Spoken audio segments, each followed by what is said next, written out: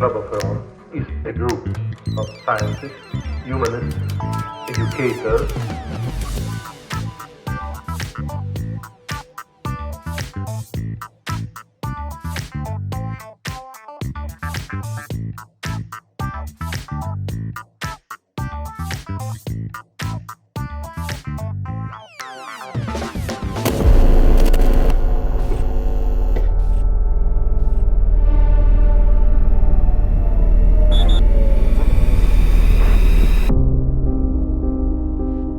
It's irritating that humanity has not listened to us, but they haven't. The warning bells were there already 50 years ago.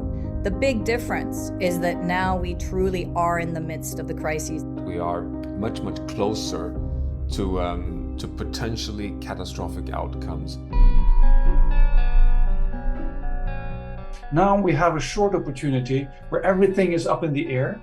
We thought it was the time to now reassess to see what does science tell us today and how does the future look like the next 50 years. We have to change the story. We have to provide a plausible, coherent, consistent, and also science-based and numbers-backed story that people find more attractive than business as usual. We have one scenario called too little, too late. And then the other one is where we succeed in putting all those possibilities together. We are proposing 5 turnarounds paid for by the 10% richest people in the world. If we put in place the 5 turnarounds that we talk about, the focusing on inequality, the focus on poverty, the focus on empowerment, and then food and energy as the 2 key resources that will keep us alive as we're faced with some of these ongoing crises, then we actually could get ourselves out of this mess. And the interesting thing with these 5 turnarounds is that they can be scaled from communities to cities to sectors, nations, regions, and then globally. So that's what we were looking for, like a fractal set of fractals that escalate or percolate down from the global economic system all the way down to specific communities. We need to start with redressing, making sure that the solution is fair, is perceived as fair by a democratic majority. Unless we do so, we won't get a solution. It's critical we talk about poverty because the poorest in societies are the most vulnerable and face the biggest risks, as we can see with the flooding in Pakistan, and we can see with the food crisis in sub-Saharan Africa. It's absolutely critical that we use this as an opportunity to spur sustainable economic development. We need to start to address population growth.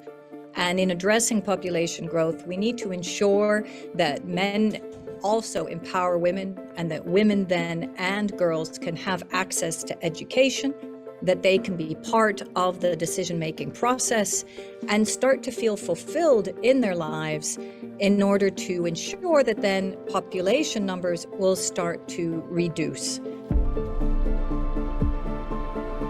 In the food system, we would see a rapid change towards more logistics that reduce the unnecessary food waste and food loss so that we have food security.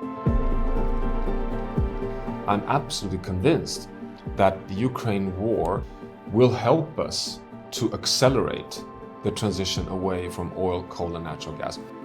So we could see an energy democracy where local sources, microgrids, local areas don't have to rely so much on the global fossil energy system. What we're facing is not an environmental crisis. It's a crisis of security, of stability, of prosperity and equity. And that's what Earth for All really brings forward.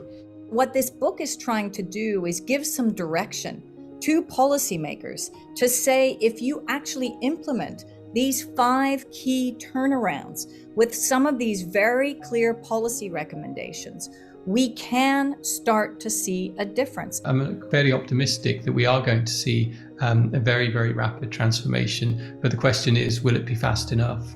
So the overall object of the latest report is basically to continue the fight. Now we need to come together and we need to share this image that a giant leap is fully possible. That comes back to a series of different structural shifts that we will have to make across the globe in order to ensure that we have truly an Earth for all.